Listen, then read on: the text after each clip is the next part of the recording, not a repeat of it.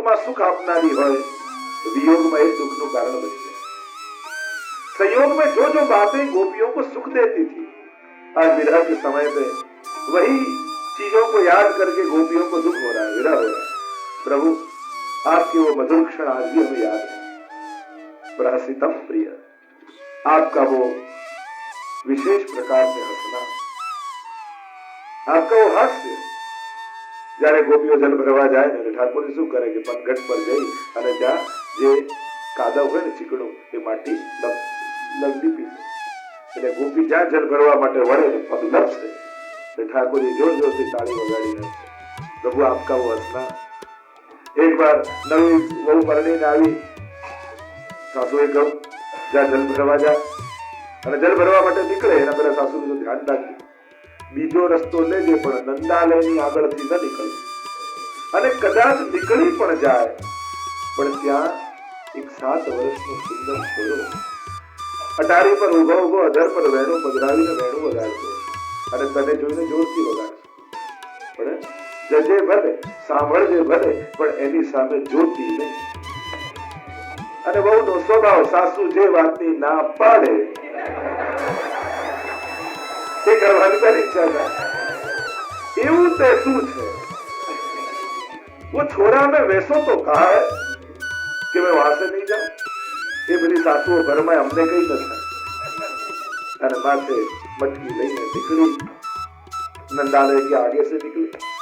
कृष्ण दरस सो अटकी ग्वाली, कृष्ण दरस सो अटकी, बार बार पनघट पर आवत सिर जमना जरमत। तो बार बार क्यों आवत?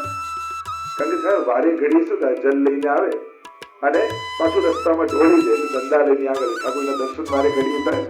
બાર બાર પનઘટ પર આવે સિર જમના, તો બહુ નીકળી અને જ્યાં માથે લઈને નીકળી ઠાકોરજીને કહ્યું આ નવી ગોપી આવી છે અમારા વ્રજમાં, અટારી પર ચડી ગયા, અધર પર વેણું પધરાવીને વેણું નાદ કરવા લાગ્યા और ऐसी मीठी बंसी बजाई ठाकुर जी ने, અને આના કર્ણમાં શબ્દો પડ્યા વેણુના। કહ્યું કે નથી જોવું, નથી જોવું, ના પાડી છે, નથી જોવું। એક વાર, બે વાર, 3 વાર, ચોથી વાર સીધી દૃષ્ટિ પડી અને વહી અટકી। અને જ્યાં અટકી સવાર ગઈ, બપોર ગઈ, સાંજ ગઈ અને બસ ઠાકોર સામે ટંગત। ઠાકોરજી ત્યાં ઉભા અને આ સાસુને ચિંતા થઈ કે આ ગઈને પાછી નથી આવી, ચોક્કસ નંદાલયની આગળથી નીકળી હશે અને જ્યાં ગોતી ગોતી ગોતી જાય જુએ તો પેલી આમ ટગર ઉપર જોઈ રહી છે અને જ્યાં સાસુએ કહ્યું અહીંયા શું ઊભી છે અને પેલી વહુએ આંગળી ઊંચી કરી અને સાસુએ પણ ત્યાં જોયું ને એ પણ ત્યાં જ અટકી ગઈ। જોતા હૈયુને હરખાય, નિરખતા લોચનિયા લોચાય। प्रहसितम प्रिय, आपका वो हंसना, आपका वो मधुर मधुर स्मित करना। प्रहसितम प्रिय, प्रेम वीक्षण, आपकी वो प्रेम भरी दृष्टि। रोज ઠાકોરજી ગાયો ચરાવવા જાય ને એટલે અને પાછા ગોકુલ પધારતા હોય એટલે બધી ગોપીઓ કોઈ આરતી લઈને ઊભી હોય, કોઈ ફૂલ લઈને ઊભી હોય અને ઠાકોરજી જે ગલીમાંથી પધારે ગોપીઓ ઠાકોરજીના વધામણા કરે। આજે ગોપીના મનમાં એ મનોરથ થયો કે રોજ ઠાકોરજી મારા ઘરની આગળથી પધારે પણ ક્યારે મારી સામે દ્રષ્ટિ કરતા।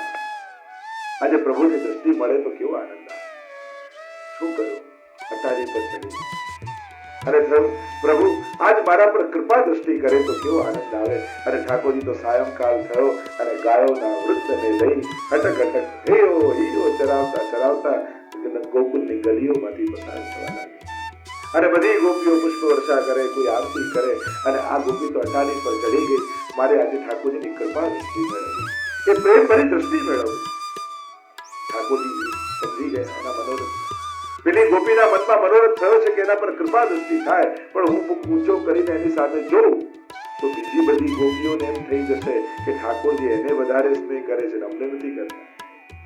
શું કરું? એના પર કૃપા દ્રષ્ટિ પણ થઈ જાય અને કોઈને ખબર ન પડે અને ગાયોના વૃદ્ધને લઈ ગોકુલની ગલીઓમાંથી પસાર થતા પ્રભુ અને જ્યાં એ ગોપીનું ઘર આવ્યું યુક્તિ કરી, પોતાના કંઠમાંથી માળા કાઢી એની ગેંદ બનાવી અને જ્યાં એનું ઘર આવ્યું તો ગેંદ ઊંચી ઉછાળી એના તરફ દ્રષ્ટિએ કહી દીધી, કોઈને ખબર ન પડી। प्रभु आपकी वो प्रेम भरी दृष्टि, वह प्रेम वीक्षण, वो आज उस समय पे जो सुख देते थे आज हमारे लिए दुख का कारण हो गई। प्रभु आपकी वो मधुर मुस्कान, आपका वो हंसना। ठाकुर जी છે ને એવી યુક્તિઓ કરે। એકવાર ઠાકોરજી સ્વામીજી સાથે બેઠા છે નિકુંજમાં બેઠે હરિનાથ સંગ કુંજ ભવન અપને રંગ. અને સ્વામી સાથે બેઠા છે. કરમુરલી રર ધરી સારંગ મુખ ગાય. અને સ્વયં ઠાકોરજી સારંગ રાગો ગાડી રહ્યા છે. વગાડતા વગાડતા ઠાકોરજીના મનમાં મનોરથ આવ્યો કે આજ વેણુ, કારણ કે સ્વયં સ્વામીજી તો સકલ કલા ગુણની થાય. આજે મારા મનમાં મનોરથ એ છે કે આજે સ્વામીજી વગાડે હું સાંભળું. હવે કોઈ બહુ સ્વામીજી છે ને માનવાળા, ઠાકોરજી કહે તો માને, વગાડે. ઠાકોરજી વિચાર કરે તો હું વિનંતી કરીશ તો ઠાકોરજી ક્યારે, સ્વામીજી ક્યારે માનશે નહીં, વગાડશે નહીં. શું કરવું? ઠાકોरजी युक्ति करी, जान बूझ एक तान चूक के बजाय. प्रभु आपका वो हंसना. एक बार संध्या काल का समय था, शयन का समय. ठाकुर जी और स्वामी जी निकुंज में विराजी है, सोने के सिंहासन में. शयन नु बजावे हसी रहे हैं. प्रहस्तितम देखो गोपियां याद कर रही. बोले सुंदर ललिता जी दूध सिद्ध करी, मोटू बरास मलावी केसर मिलावी शयन में. અને કટોરામાં દૂધ લઈને આવ્યા. ઠાકોરજીને કહે લો આપ આરો. ઠાકોરજી કે ના તરફ સ્વામીજીને આરો. સ્વામીજી પાસે જાય અને પાછા લઈને મોકલે. કીર્તનમાં હસ હસ દૂધ પીવત હે રહસ્ય સંવિદો યાર વિસ્પૃશ. એ આપનો એકાંતિક હૃદયનો સ્પર્શનો સંકેત, આપની મધુર વાતો કે તવ કુહક નો મનો શોભયંતી એ કપટી, એ મારા મનને શોભ કરે. એ જે આનંદ આપતા આજે એ આપ અમને વિરહનું દાન આપી રહ્યા છો, એ સુખનું અમે સ્મરણ કરીએ છીએ. પ્રભુ કૃપા કરો, ફરી પ્રગટ થાવ, અમને ફરી આનંદ કરાવો. એમ કહેતા ગોપીઓ આગળ ગાન કરતા કહે કે પ્રભુ આપની આ સઘળી લીલાઓ, કારણ કે જ્યારે વિરહની અવસ્થા હોય ત્યારે લીલાનું ચિંતન જ એકમાત્ર મારું જીવન છે. આપની એ પ્રેમ ભરી દ્રષ્ટિ એ જ અમારું જીવન છે. આજ અમારા માટે અમૃત છે, એ જ જીવાનું કારણ છે. જો આપણે ત્યાં પ્રહસ્તિતમ કહ્યું, હસવાના 6 પ્રકાર બતાવ્યા શાસ્ત્રોમાં. અત્યારે હું વિસ્તાર નથી કરતો. સ્મિતથી લઈ અટહાસ્ય સુધીના 6 પ્રકારે હતા. એ છે વિક્ષણમ, ઈક્ષણમ, વિક્ષણમ, નિરીક્ષણમ, પરીક્ષણમ. તો કેટલા પ્રકારનું ઈક્ષણ? ઈક્ષણ, વિક્ષણ, નિરીક્ષણ અને પરીક્ષણ. ઈક્ષણ એટલે ખાલી જોવું, વિક્ષણ એટલે ધ્યાનપૂર્વક જોવું, નિરીક્ષણ જેમ નિરીક્ષણ કરે વિશેષ ધ્યાનપૂર્વક જોવું, અને પરીક્ષણ એટલે પરીક્ષાના રૂપમાં જોવું. અનેક પ્રકારની દ્રષ્ટિ કહી છે. પ્રભુની દ્રષ્ટિ આપણા ઉપર કઈ રીતની પડી છે? ઈક્ષણ છે, વિક્ષણ છે, નિરીક્ષણ છે, પરીક્ષણ. તો દ્રષ્ટિના પણ અનેક પ્રકાર કયા છે. હમણાં એનો વિસ્તાર નહીં કરું, પણ અનેક પ્રકારની દ્રષ્ટિઓ શાસ્ત્રોમાં કહી. એટલે ગોપીઓ કહે અમે તો એ દ્રષ્ટિથી જીવનારા લોકો છીએ. અમી ભરેલી નજરો રાખો હે મેવાડના. તો આગળ ગાન કરતા ગોપીઓ કહે ચલસી યજ વ્રજાન ચારે. આ પશુઓને ચારવા માટે જર વ્રજમાં પધારો. નલિન સુંદરમ નાથ તે પદ. એ નલિની કંકો આપના પદ કેવા છે? કોમળ જેવા, કમળ જેવા કોમળ. નલિન સુંદરમ નાથ તે પદમ. અને જ્યાં વનમાં આપ ચરાવવા જાઓ ગાયો, વન છે ને કોઈ બગીચો થોડી છે કે સાફ સુથરો હોય.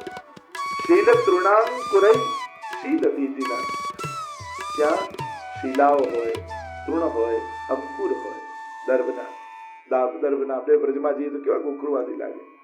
અંકુરૈ શીલ બીજીના કલિલતાંબન કાંત હે પ્રિય ગચ્છતિ. એ આપના ચરણમાં વાગે અને અમારા હૃદયમાં વાગતા હોય અમને અનુભવ થાય. કારણ કે આપના ચરણારવિંદ તો અમે અમારા હૃદયમાં પધરાયા છે, એટલે અમારું મન શોભાયમાન થાય. આપના ચરણમાં વાગે પણ અમારે તો હૃદયમાં વાગે. અહીંયા ગોપીઓને સુકોમળતાનો અનુભવ થાય. જો પ્રભુ સુંદર છે એનો અનુભવ તો બધાને થાય, પણ કોમળતાનો અનુભવ તો જેના ઘરે સેવા બિરાજતી હોય એને જ થાય. જેને ઠાકોરજીને ગોદમાં લીધા હોય એને થાય. મારા પ્રભુ કેટલા કોમળ છે.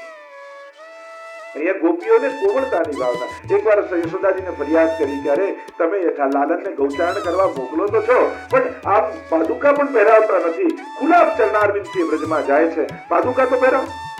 અને યશોદાજીને તો વાત સાચી છે ગોપીજનો, મને તો યાદ જ ના રહ્યો. સુંદર રત્ન જડિત મોજડી સિદ્ધ કરાવી લાલનને બોલાવે. લાલન અહીંયા શું છે મૈયા, હવેથી જયારે ગૌચારણ કરવા જાઓ ને તો આ મોજડી પહેરીને જજો. ઠાકોરજી તો મોજડી ઉપાડી ભાગ્યા ગૌશાળામાં. ગૌશાળામાં આવે ને ગાયને પહેરાવા લાગ્યા મોજડી, ગાયને પહેર હટકાડી નાખી, ગાયને પહેર હટકાડી નાખી. બે ચાર વાર થયું યશોદાજી જેવું કરે, લાલા ગાય કોઈ મોજડી પહેરતી હશે. ત્યારે લાલન બોલ્યા, જો લાલનની ગાય ખુલ્લા પગે જાય તો આ લાલન પણ ખુલ્લા ચરણાર વિનંતી વ્રજમાં જશે. હું તો વ્રજની ભૂમિને પાવન કરવા માટે આવ્યો છું, આ વ્રજની ભૂમિને ચરણોનો સ્પર્શ આપવા માટે આવ્યો છું. એટલે વ્રજની ભૂમિને હું પાવન કરીશ. તો ભારત વર્ષની અન્ય ભૂમિએ કહ્યું કે વ્રજની ભૂમિને તો સુખ મળ્યું, અમે શું બગાડ્યું છે, અમને ક્યારે ચરણોનો સ્પર્શ મળશે? ત્યારે કહ્યું કે જ્યારે મહાપ્રભુજી રૂપે હું આવીશ ત્યારે સમગ્ર ભારત વર્ષને પાવન કરીશ. અંધ બંધ કલિંગ કૈકટ મગધ મારું સુરસંદ તે તામસના અઘર્યા પ્રતાપ પદર ગંધ અને तीर्थ सकल सनाथ कीधा चरण रेणु समाज. तो महाप्रभुजी खुला चरणारविंदથી સમગ્ર ભારત ભૂમિને પાવન કરી. એ તીર્થોને તીર્થત્વ આપ્યું છે. એ ભૂમિનો સ્પર્શ, ભૂમિ ભાગ્યમ મહાપ્રભુજીનું નામ છે કે ભૂમિ પણ પોતાના ભાગ્યની સરાહના કરે છે કે મને વલ્લભના ચરણોનો સ્પર્શ મળ્યો. ધન્ય કહું તે દેશ કોમલ પદ જ્યાં કમલ વિલસે. ધન્ય કહું તે વલ્લભાખ્યાનમાં ગોપાલદાસ કહે કે ભૂમિ ધન્ય છે જ્યાં વલ્લભના ચરણારવિંદનો સ્પર્શ થાય. પ્રભુ પણ ખુલ્લા ચરણારવિંદથી પધારે. ક્યાં ક્યાં પધારે? શીલ તૃણાંકુરૈહિ. ત્રણ જગ્યાએ. એક ભૂમિ કે જે શીલાની, બીજી તૃણવાળી અને ત્રીજી અંકુરવાળી. એટલે ત્રણેય ભૂમિ. જે રાસની ભૂમિ છે એ જ ગૌચારણની પણ ભૂમિ છે. શીલ ભૂમિ એટલે ગિરિરાજજી. તૃણ ક્યાં હોય કે વૃંદાવનમાં, અને અંકુર ક્યાં હોય કે યમુનાજીના કિનારે. યમુનાજીના કિનારે જતા ને પેલા તો દર્ભના અંકુર હોય કાંટાવાળા, તરત તમારા પગમાં વાગી. તો આ ત્રણેય ભૂમિની વાત ગોપીઓએ પૂર્ણ રૂપે કહી. શીલ તૃણાંકુરૈ શીદતીતિના. આપ ક્યારેક ગૌચારણ કરતા કરતા ગિરિરાજી પર પધારી ગયા, ક્યારેક ગૌચારણ કરતા કરતા આ વૃંદાવનમાં પધારો. અને ગૌચારણ જયારે ગાયોને તરસ લાગે ત્યારે આખા ગૌવૃંદને લઈ આવી યમુનાજીમાં પધારો. આપ પધારો. પણ આપના ચરણારવિંદમાં જ્યારે આ અંકુરો લાગે ત્યારે અમારા મનને ખૂબ ક્ષોભ થાય, કારણ આપ અતિ કોમળ છો. અમે આપની કોમળતાને જાણીએ છીએ. પ્રભુ સુંદર છે ને બધા જાણી શકે, કોમલ તો એ જ જાણી શકે જેણે એનો સ્પર્શ કર્યો. સેવામાં બિરાજતા ઠાકોરજીમાં સુકોમલતાનો ભાવ રાખે. બે ભાવ હંમેશા રાખવા. એક, મારા ઠાકોરજી સાક્ષાત છે, પ્રકટ પ્રભુની હું સેવા કરું. કોઈ આકાશમાંથી આવીને કૃપા નથી કરવાનું, મારા પર કૃપા કરશે તો આ જ ઠાકોરજી કરશે, એવો ભાવ રાખીને સેવા કરે. અને એટલે પુષ્ટિ માર્ગમાં તો દર્શન ક્યારે આપશો એવું ઠાકોરજીને વિનંતી નથી કરતા આપણે. અને ઠાકોરજીને તમે એમ કહો કે દર્શન ક્યારે આપશો, ઠાકોરજી કે આપી રહ્યો છે કોણ છે? તો તું એમ માને છે કે આ ઠાકોરજી નથી, ક્યાંક આકાશમાંથી આવશે. એટલે જેની સેવા કરે છે એમાં જ તને શ્રદ્ધા નથી, તો તને અનુભવ કેમ?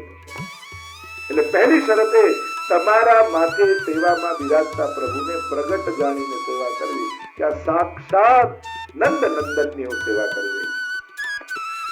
આ પ્રગટતાનો ભાવ ગયો તો બધું ગયું. એટલા માટે આ ભાવ દ્રઢ રૂપે રાખો. આ પુષ્ટિમાર્ગની પહેલી શરત છે કે તમે કોઈ મૂર્તિની સેવા નથી કરતા, કોઈ ચિત્રની સેવા નથી કરતા, તમે સ્વરૂપની સેવા કરો. એ વાત ક્યારે ભૂલાવી નથી. ઘણા લોકો કે અમારે ત્યાં મિશ્રીના ઠાકોરજી, ઘણા કે અમારે અંતક ઠાકોરજી મિશ્રીના ના હોય, ઠાકોરજીને મિશ્રી ભોગ હોય. લોકો બોલે અમારે તો મિશ્રીના ઠાકોરજી બિરાજે, ઠાકોરજી મિશ્રી ના હોય. ઘણી વાર બોલવામાં આવ્યું છે આજે મારા હિંડોળા છે, અરે તારા ના હોય, ઠાકોરજી ના હોય, આપણે તો કરાવવાના.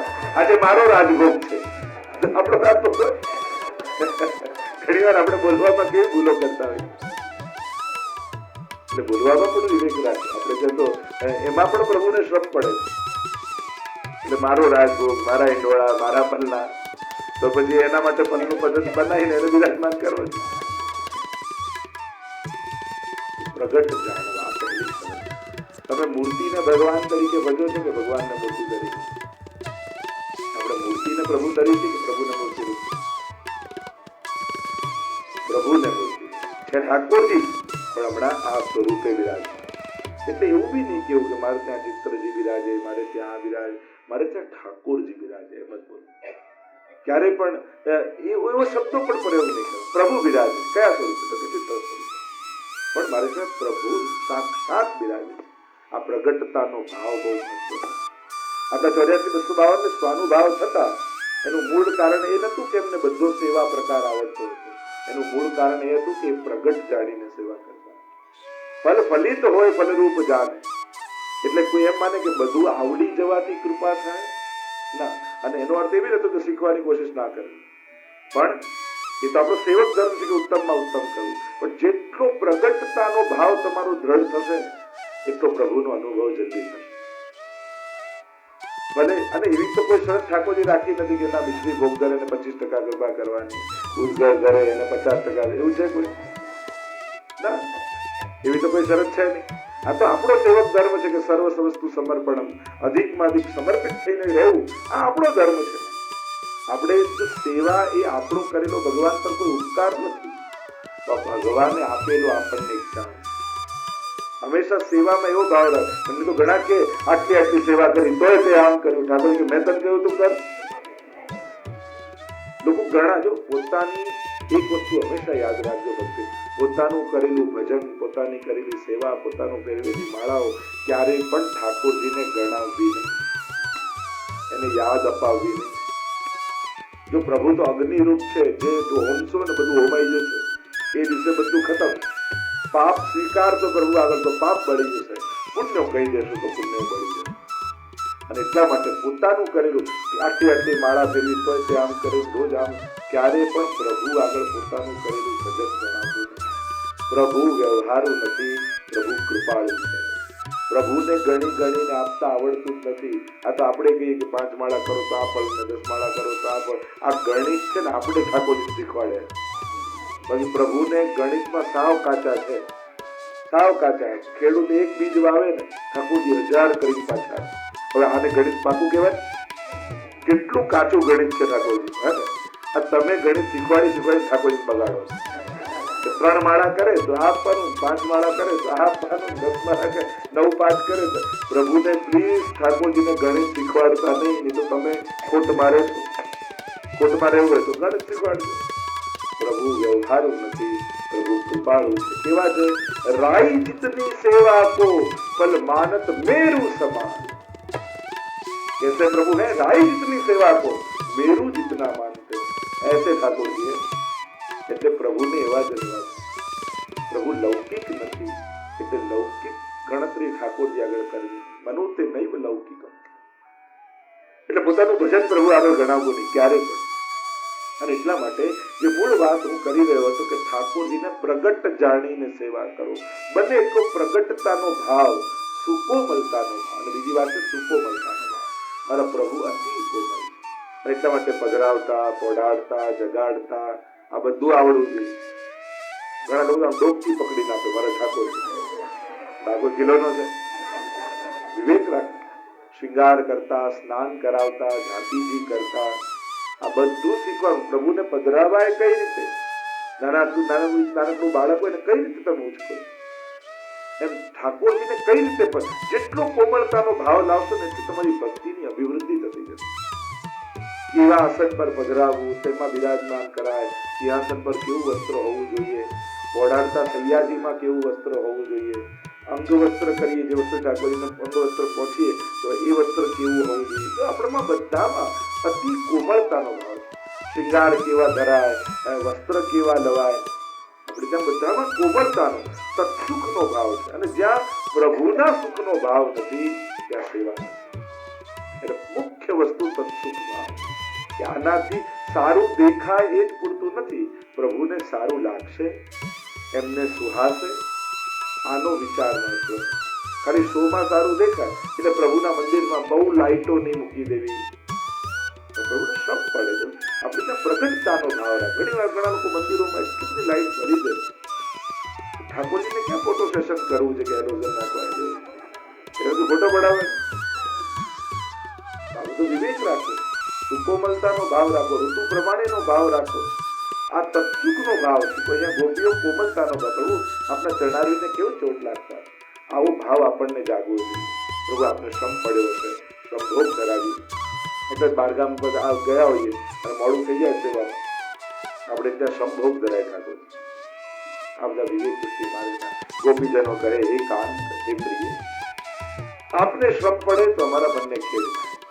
અને એટલા માટે પ્રભુ આપ જ્યારે વનમાં આ રીતે પધારો છો અમને ચિંતા થાય છે પ્રભુ કે આપને શક પડતો હશે એનું નિવારણ અમે કઈ રીતે કરીએ. અમે રહેલી ગોકુળમાં અસમર્થ ગોપીજનો આપની પાસે આવી શકતી નથી, પણ આપ કૃપા કરીને દર્શનના અધિકાર અમને આપીને જાઓ કે આપ ત્યાં જે લીલા કરો અમને અહીંયા દેખાય અને અમે અવગાહન કરીએ. એમ કહેતા ગોપીઓ આગળ ગાન કરતા બોલ્યા.